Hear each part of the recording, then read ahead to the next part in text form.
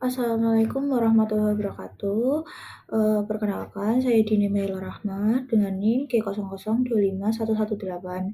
Aku di sini saya dari kelompok B4. Aku di sini mau menjelaskan tentang, laporan anatomi 2.3.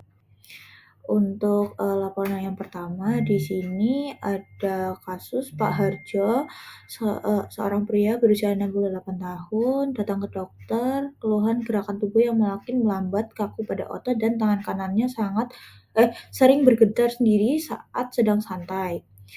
Beliau didiagnosis menderita penyakit Parkinson. Di sini, aku mau menjelaskan tentang letak anatomi substantia nigra.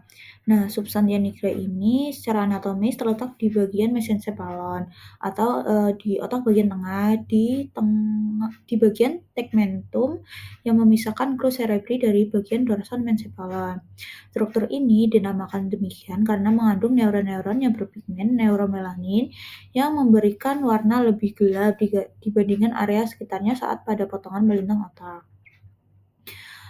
Pada kerusakan sel-sel penghasil dopamin ini, area ini menyebabkan terganggunya jalur nigrostatial yang mengakibatkan hilangnya kontrol gerakan halus yang ditandai dengan gejala klinis seperti tremor, rigiditas, kaku, dan lambat gerak. Baik, aku mau jelasin untuk struktur yang menyusun ganglia basalis. Jadi, struktur yang menyusun ganglia basalis itu ada striatum yang terdiri dari nukleus caudatus dan putamen. Lalu ada globulus pallidus yang terbagi menjadi segmen internus dan externus.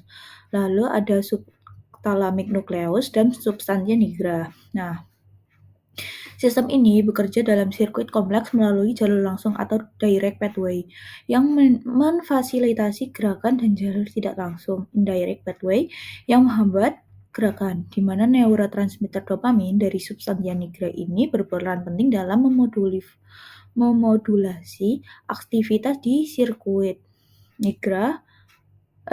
tersebut agar gerakan tubuh menjadi halus dan terkoordinasi dengan baik. Lalu, selanjutnya ada Truncus encephalus itu atau batang otak. Nah, di sini, batang otak itu atau Truncus encephalus ini, penghubung antara, cerebrum dengan medulla spinalis. Lalu tempat keluarnya sebagian besar syaraf kranial secara beruntun dari atas ke bawah atau superior ke interior.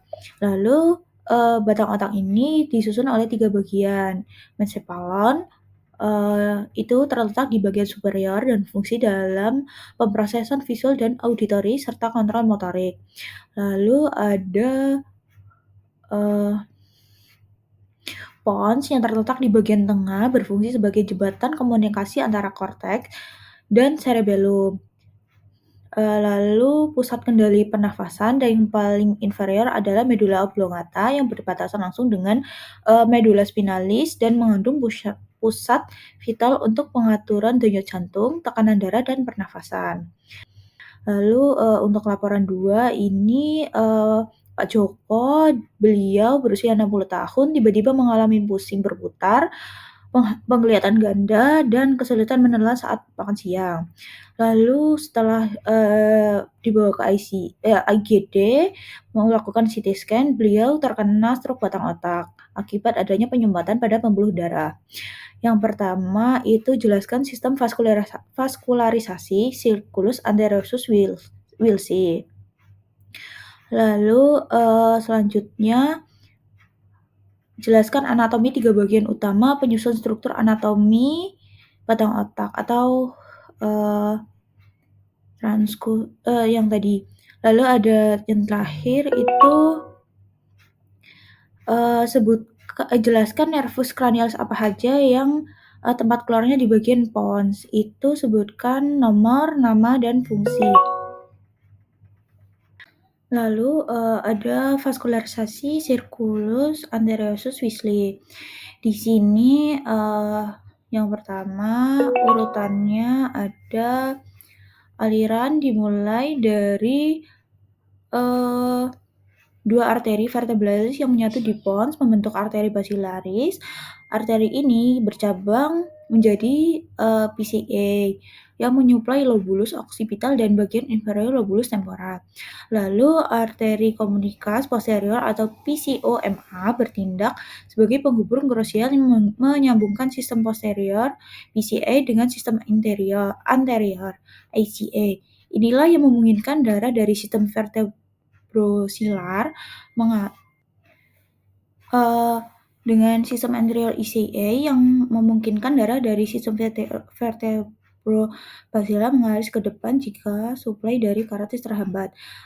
Arteri karotis interna masuk ke dalam kranium dan bercabang menjadi arteri cerebri media dan arteri cerebri anterior. Arteri cerebri anterior dan kiri dan kanan kemudian dihubungkan oleh arteri komunis anterior. Lalu kompleksitas sirkulasi dirancang secara anatomis untuk mendistribusikan darah secara merata dan memberikan redundasi aliran darah.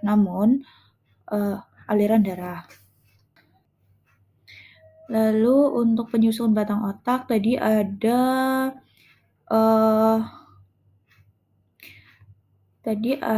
mesencephalon, ada pons, dan ada pedunculus cerebralis. Dan ada medulla oblongata juga. Tadi sudah dijelaskan pada 2C ya benar. Jadi di sini aku tidak menjelaskan kembali.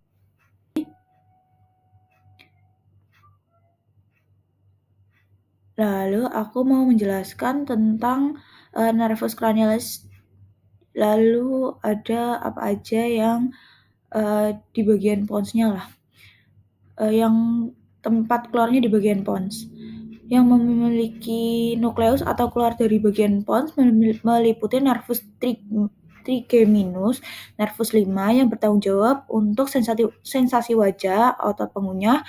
Lalu ada nervus abducens, nervus 4 yang menginervasi otot rectus lateral 6